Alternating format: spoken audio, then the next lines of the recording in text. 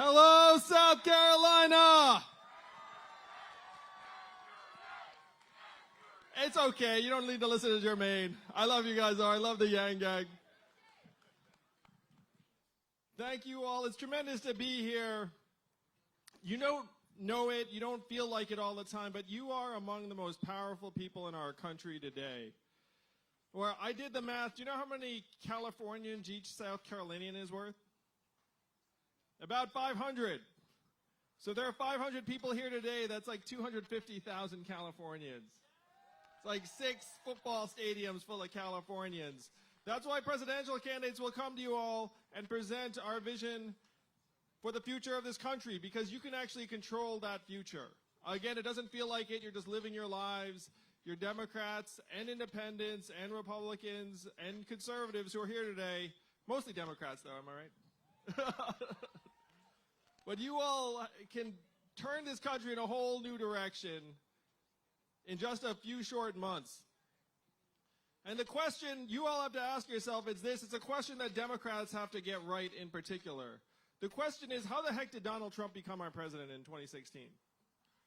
I mean, everyone here, you have friends and neighbors and family members, as do I, that voted for Donald Trump. And if you were to turn on cable news, to your point, why would you think that he's our president today? You all know Russia, yes. What else on that list?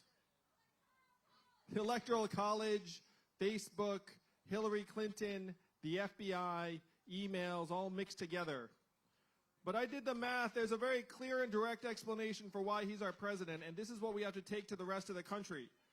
The reason why Donald Trump is our president is that we automated away 4 million manufacturing jobs in Ohio, Michigan, Pennsylvania, Wisconsin, Iowa, and tens of thousands right here in South Carolina.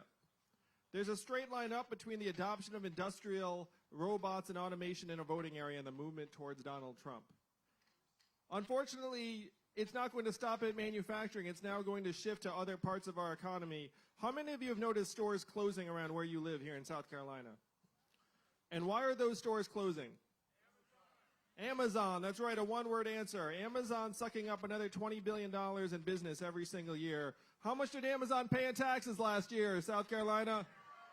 Zero, that's right. They paid less in taxes than everyone here in this vast group of people. So that is your math, South Carolina. 20 billion out, zero back. 30% of your stores and malls are going to close in the next several years. And the most common job here and in most of the country is working as a retail clerk. The average retail worker is a 39-year-old woman making between $9 and $10 an hour. What is her next move going to be when her store closes? Like Jermaine said, how many of you have seen a self-serve kiosk in a fast food restaurant when you walked in? McDonald's is going to roll self-serve kiosks out in every location in the country by 2021. Working in food service or food preparation is the third most common job in our country. When you all call the customer service line of a big company and you get the software voice on the other end, you probably do the exact same thing I do, which is you pound 000, say human, human, human, until you get someone on the line, right? Raise your hand if that's what you do. Oh yeah, everyone's hands up. I do the same thing. That software is super irritating. You like breathe a sigh of relief when you get a person on the line. But in several short years, the software is going to sound like this. Hey, Andrew, how's it going? What can I do for you? It's going to be fast, efficient, delightful. You might not even realize it's software. What is that going to mean for the 2.5 million Americans who work in call centers right now who make on average $12 to $14 an hour? Donald Trump is not the cause of all of our problems. He's a symptom. He's a manifestation. We're in the midst of the greatest economic transformation in the history of our country, what experts are calling the fourth industrial revolution. When is the last time you heard a politician say the words fourth industrial revolution? Just now, am I right, South Carolina? And I'm barely a politician, in case you haven't noticed. I'm going to talk about one example that's near and dear to many of you. How many of you know a truck driver here in South Carolina? No surprise, driving a truck is the most common job in 29 states. And my friends in California are working on trucks that could drive themselves. They're motivated by the most American of reasons, the money. $168 billion a year in cost savings if they can successfully automate away truck driving jobs. What is that going to mean for your friends and neighbors and the 3.5 million Americans who drive a truck for a living right now, make about $50,000 a year, 49-year-old men? Or the 7 million Americans who work in truck stops, motels, and diners that rely upon the truckers getting out and having a meal. The robots don't need to stop. If you're a human truck driver, you know this. You have to get out of your truck after 14 hours so you can go to sleep. The robot truck never needs to stop. And only 13% of American truck drivers are unionized. This is not going to be a negotiation. The robot trucks are already on our highways in Arizona. UPS just invested. You can actually YouTube clips of the self-driving trucks on our highways right now. If you can imagine what happened to the manufacturing workers dialed up to 11 or 12, that is where we're heading as a country. And it is up to you, the voters of South Carolina, to present a different vision for our country as quickly as possible. Now, what is that vision? When you first heard about me in the campaign, you probably heard something like this. Like Jermaine said, there's an Asian man running for president who wants to give everyone $1,000 a month. You remember hearing that, South Carolina? And the first time you heard it, you were like, that sounds like a gimmick. That sounds too good to be true. That will never happen. But this is a deeply American idea. Certainly not my idea. Thomas Paine was for it at our founding, called it the citizen's dividend. Martin Luther King championed it in the 60s. It is what he was fighting for when he was assassinated in 1968. Called it the guaranteed minimum income for all Americans. 1,000 economists endorsed it in the 60s. It passed the U.S. House of Representatives twice under Richard Nixon in 1971, called the Family Assistance Plan. And then one state adopted a dividend 11 years later, where now everyone in that state gets between $1,000 and $2,000 a year, no questions asked. And what state is that? And how does Alaska pay for it? And what is the oil of the 21st century? Technology, software, self-driving cars and trucks, big data. How many of you saw that study that just came out that said that our data is now worth more than oil? Raise your hand. Do you all remember keep your hand up if you remember getting your data check in the mail. Where did the data check go? I can tell you exactly where it went. It went to Facebook, Amazon, Google, and the rest of the Silicon Valley crew, these trillion-dollar companies that are paying zero in taxes. I'm going to ask you all, South Carolina, whose fault is it that they're paying zero in taxes? Is it their fault or is it our fault? It's our fault. It's their job to try and pay as little in taxes as possible. But it is our job, it is your job to make sure they can't do that. Am I right, South Carolina? So this is the vision of a trickle-up economy, from our people, our families, and our communities up. We can easily afford this $1,000 a month for every American adult. And after I'm president, thanks to you all, in 2021 and the money comes into your accounts, how will you spend the money in real life? Where will the money go? Go ahead and shout it out.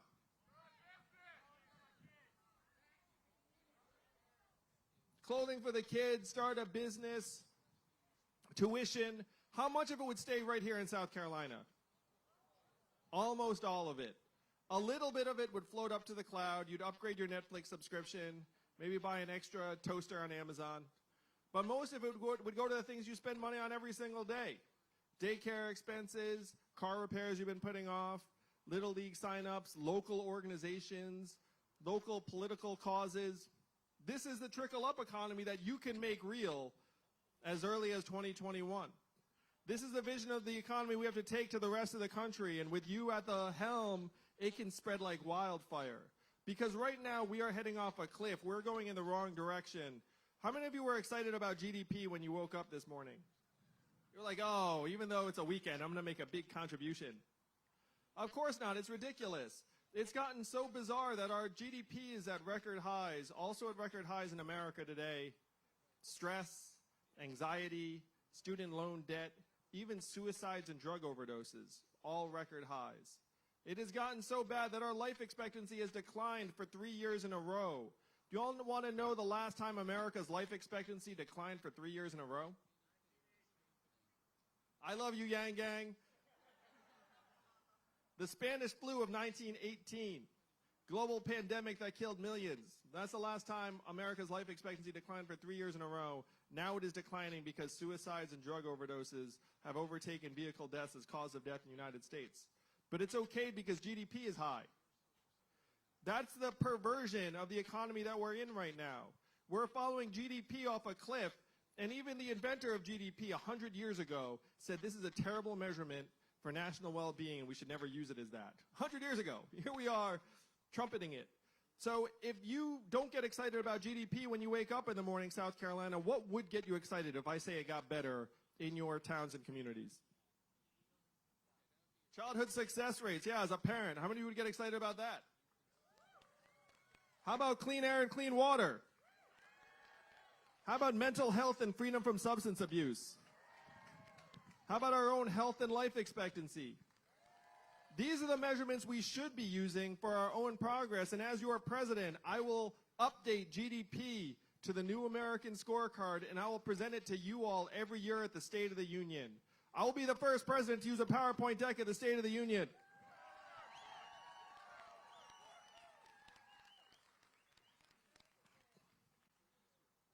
I'm going to touch on education a little bit because teachers are so important. How many of y'all are teachers?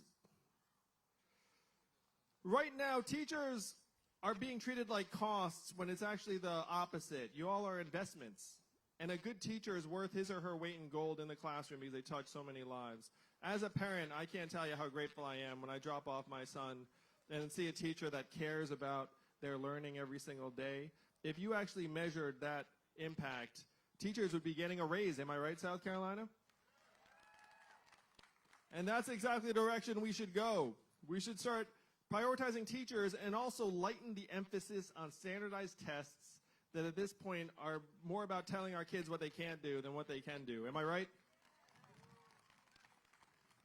A bit of a history lesson. We actually came up with the SAT during World War II to figure out which kids we didn't want to send to the front lines. And now we still use the SAT every single year, like every year is wartime.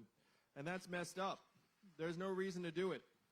So this is a vision of our economy that we can get excited about, a vision where our kids go to school to learn, and the teachers have a chance to teach in a genuine way, that we can measure our economy by our own progress and well-being. We have a sense of how to solve the real problems of our time instead of serving these productivity stats that are increasingly meaningless. Because right now, unfortunately, we have all been brainwashed to think that economic value and human value are the same things. They are not. And if we persist in acting like they are, we're going to continue to tear each other apart. The technology is not going to care if you're a smart, conscientious, hardworking truck driver or a lazy one. The robot can still do the job better. So we have to wake our fellow Americans up to the fact that it is not immigrants that are causing these problems. It is technology and the evolution of our economy. Donald Trump is our president today in part because he got some of the problems right. He came and said, we're going to make America great again. And what did Hillary Clinton say in response? America is already great. Remember that, South Carolina? And that did not work. We need a different message. We need a new vision. Now, Donald Trump got some of the problems right, but his solutions were the opposite of what we need. What were his solutions? We're going to build a wall. We're going to make America great again. We're going to bring the old jobs back. We're going to turn the clock backwards. We have to do the opposite of these things, South Carolina. We have to turn the clock forward. Am I right? We have to accelerate our economy and society as quickly as possible. And we need to evolve in the way we think about work and value. I'm going to close just talking a little bit. I just left my wife and kids. My wife is at home with our 2 boys, one of whom is autistic. What is her work included at in GDP every day? 0. We know that's nonsense. Am I right? We know that the work she's doing is among the most important and challenging. This is the vision of a human-centered economy that we have to present to the rest of our countrymen and women as quickly as possible. And I'm the ideal candidate to bring this message because the opposite of Donald Trump is an Asian man who likes math. Thank you very much, South Carolina. Let's make America think harder and win this whole thing in 2020. Thank you all very much. I love South Carolina. We're going to make history together in 2020. Thank you all. Thank you, Yang Yang. Love you guys. Andrew Yang, ladies